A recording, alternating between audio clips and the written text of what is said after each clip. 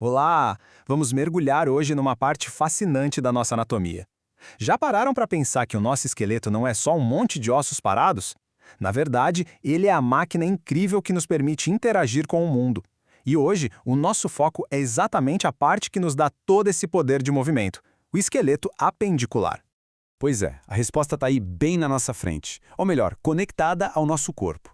São os nossos membros. Braços, pernas, mãos, pés, eles são as nossas ferramentas para fazer, bom, praticamente tudo. E hoje a gente vai entender direitinho a estrutura óssea que faz essa mágica toda acontecer.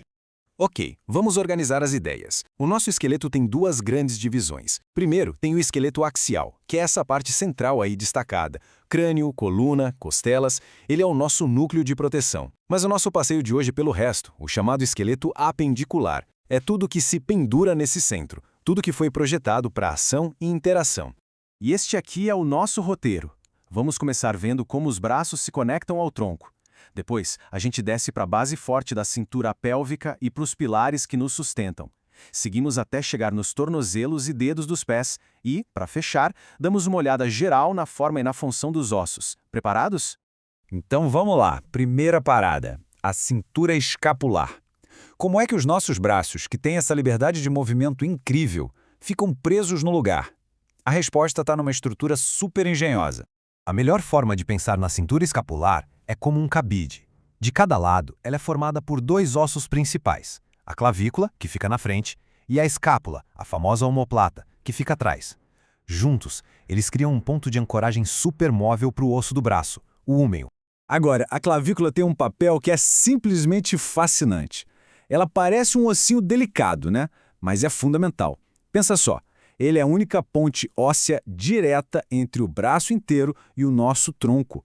Ela age como um suporte, mantendo o ombro longe do corpo para a gente ter o máximo de movimento. Essa configuração, aliás, é uma das chaves para a nossa capacidade de alcançar e manipular coisas com tanta precisão. Mudando de ares agora, vamos para a nossa segunda seção, a cintura pélvica. Descendo para o andar de baixo do corpo, a gente encontra uma estrutura que é quase o oposto da cintura escapular. Se lá em cima o lema é mobilidade, aqui embaixo é tudo sobre força e estabilidade. Essa estrutura que parece uma bacia é a cintura pélvica.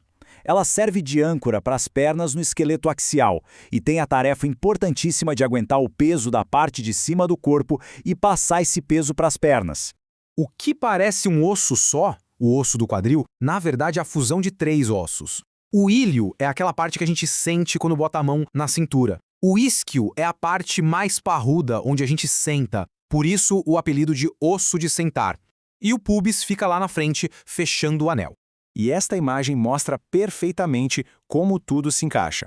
Na infância, esses três ossos são separados por cartilagem, mas com o tempo eles se fundem e viram uma peça única e sólida. Essa fusão cria uma estrutura que é incrivelmente forte, pronta para dar suporte e permitir o movimento. Próxima parada, nossa terceira seção, os pilares do corpo inferior. Com a base da pelvis bem estabelecida, vamos descer pelos pilares que nos mantêm de pé.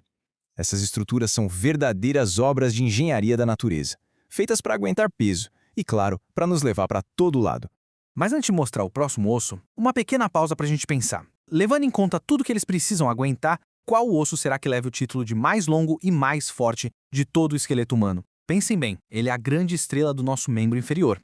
E o campeão é o fêmur, o famoso osso da coxa. A cabeça arredondada dele se encaixa como uma luva na bacia, e lá embaixo, as pontas dele, os côndolos, formam a parte de cima da articulação do joelho. Ele foi feito para resistir a uma pressão absurda. E aqui vai um fato super curioso sobre o fêmur. O comprimento dele não é por acaso. Ele corresponde a mais ou menos 1/3 da altura total de uma pessoa. É uma proporção tão consistente que antropólogos e médicos usam essa medida para estimar a altura de uma pessoa só olhando os ossos. Bem legal, né? Descendo um pouquinho, no joelho a gente encontra a patela. Ela é o maior osso sesamoide do corpo. Sesamoide é um nome chique para dizer que ele se forma dentro de um tendão. E a função principal dela é ser um escudo protegendo essa articulação tão complexa que é o nosso joelho. Abaixo do joelho, o trabalho é dividido entre dois ossos. A tíbia, o osso da canela, é a protagonista. É ela que aguenta a maior parte do nosso peso. A fíbula, que é mais fininha e fica do lado, age mais como uma coadjuvante de luxo, servindo de ponto de ancoragem para músculos e ajudando a dar estabilidade lá na articulação do tornozelo. Chegamos à quarta e última parte da nossa viagem pelos membros, o pé. Essa é a nossa fundação, o nosso ponto de contato com o chão. E o pé é uma estrutura surpreendentemente complexa, um quebra-cabeça com um monte de ossinhos trabalhando em harmonia. Para simplificar, a gente pode dividir o pé em 3 grandes áreas. O tarso, que forma o tornozelo e o calcanhar, o metatarso, que forma o arco principal do pé, e as falanges, que, claro, são os ossinhos dos nossos dedos. A contagem de ossos aqui é impressionante. 7 ossos do tarso, 5 metatarsos e 14 falanges em cada pé. E uma curiosidade, enquanto os 4 dedos menores têm 3 falanges cada um, o dedão do pé só tem 2. Essa visão detalhada ajuda a gente a admirar essa arquitetura. Ali o talos se encaixa com a tíbia e a fíbula para formar o tornozelo, e o calcâneo logo abaixo forma o nosso calcanhar. E os metatarsos, numerados de 1 a 5, se projetam para frente, formando o arco e se conectando com os dedos. Bom, para fechar com chave de ouro, a visão geral. Agora que a gente completou o nosso tour, vamos dar um passo para trás e amarrar tudo, revisando rapidinho o que os ossos fazem por nós e como eles são classificados. É bom sempre lembrar que o esqueleto faz muito mais do que só deixar a gente de pé. Ele protege nossos órgãos vitais, funciona como um sistema de alavancas para os músculos, produz nossas células do sangue e ainda estoca minerais importantes. É um sistema super dinâmico e multifuncional. E para finalizar, a forma de um osso está totalmente ligada à função dele. E nós vimos exemplos de todos esses tipos hoje. Ossos longos, como o fêmur, para dar alavancagem, ossos planos, como a escápula, para proteger e para fixar músculos, e os sesamoides, como a patela, para proteger os tendões. Tudo se encaixa. Então, da próxima vez que alguém for pegar alguma coisa ou simplesmente der um passo, vale a pena lembrar da dança complexa e elegante de ossos que a gente acabou de explorar. Essa estrutura interna, silenciosa, é a base de toda a nossa vida e movimento. Obrigado pela companhia nesta análise.